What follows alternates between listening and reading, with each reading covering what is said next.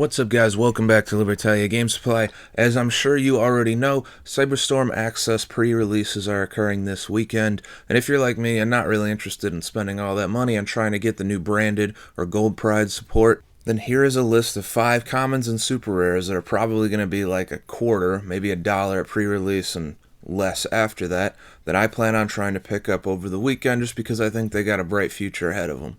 Alright, first off at number 5, I've got 2 Code Talker support cards, or I guess just cyber support cards in general. First is Cynet Rollback, and second is Full Active Duplex. Cynet Rollback is a super rare, and it's got the effect of target one of your banished Cyberse monsters, special summon it. During your main phase, if your life points are lower than 2,000, you can banish this card from your graveyard, then target 2 of your banished Cyberse monsters, add them to your hand.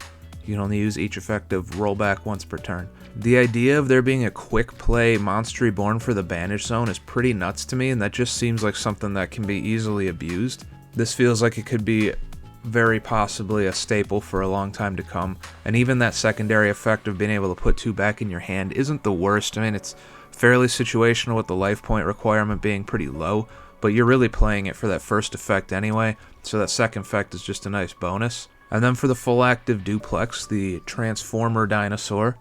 Link monsters you control can make up to 2 attacks on monsters during each battle phase.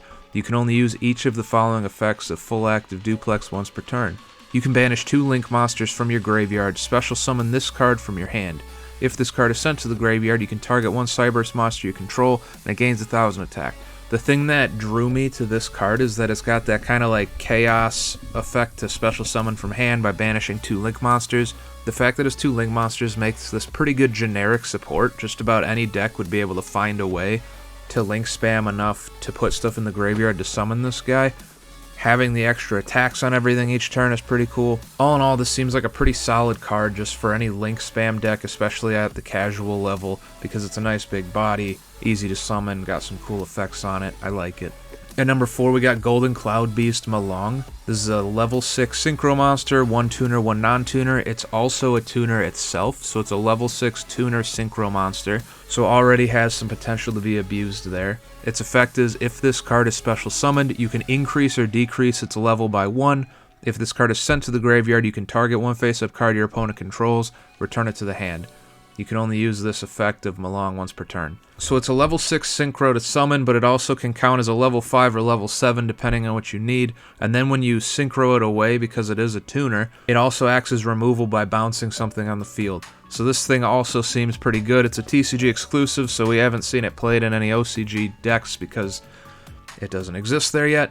And it being a common makes it pretty easy to pick up. So if you play any type of synchro deck, probably worth having 1 or 2 of these. At number 3, I've got Votus, another TCG exclusive card here. It's also a super rare, and this thing just seems odd to me, which made it interesting. So when this card is normal summoned, you can excavate the top 3 cards of your deck, and if you do, you can banish 1 excavated monster to add 1 monster with its same name to your hand from either your deck or the other excavated cards. Also shuffle the rest into the deck. Once per turn during the end phase, if this card is in your graveyard because it was sent there this turn, after being normal summoned or set, you can excavate the top 3 cards of your deck, and if you do, place them on the top of the deck in any order. So that first half of the effect is what was interesting. So you have to normal summon it to get it, so it's slightly worse than like a Pot of Duality because you're using your summon to get its effect. But it's also a Pot of Duality with no drawback on special summoning at that point. So excavate 3, you can only get monsters out of it, so I guess it's a little bit weaker in that sense. But if you're just digging for like a play starter or something, excavate your 3, hopefully you reveal the one you need, you just banish that one out of the excavated, add 1 to your deck. So you get a little bit of deck thinning there too. It just seems like it's abusable. It's a level 4 Dark Fiend, so those are all fairly relevant stats to have. So this just seems like an interesting card that somebody could find a way to abuse, I'm sure. At number 2, I've got Baromet, the Sacred Sheep Shrub. I just love my rank 4 Xyz monsters. This is a Earth Plant monster. It requires 2 or more level 4 monsters. You can attach 1 material from this card, then target 1 normal trap in your graveyard, place it on the bottom of the deck, then draw 1 card. If a normal trap card is activated, except during the damage step, you can attach 1 material from an Xyz monster you control, and if you do, special summon 1 level 4 monster from your hand. You can only use each effect to borrow Met once per turn. This feels like it fits in with Trap Tricks pretty well right away as like kind of a cheap extra deck option. It is a plant, so I think it gets around a couple of the limitations that deck has, and it's obviously a very trap-heavy deck, and that's more so what I think this thing is useful for. So it's a draw one for any deck that plays a lot of normal traps, or even if you just main triple infinite impermanence and you have a Ring 4 engine and room in your extra deck, if you've opened the imperm and you've used it already, that means you have this draw one available to you in the extra deck already. It's a super rare, so it's probably going to be like 25 cents. It just seems like it's going to be kind of a, not like a staple rank 4, but probably 1 tier below that, so something like number 60 or Tornado Dragon or somewhere in there, or not like a super game-breaking card, but just an interesting enough or useful enough effect for it to see play. And then at number 1, I got Time Tearing Morganite. When I first read this, I thought it was insane, and then when I tried playing around with it a little bit, it's a lot less so, but I still have faith that this is going to be a great card. I'm also amazed that it's a super rare, because this seems like something that Konami would have tried to bump up to secret rare for sure, but they didn't, so we got lucky this time. And what it does is, for the rest of this duel, apply the following effects.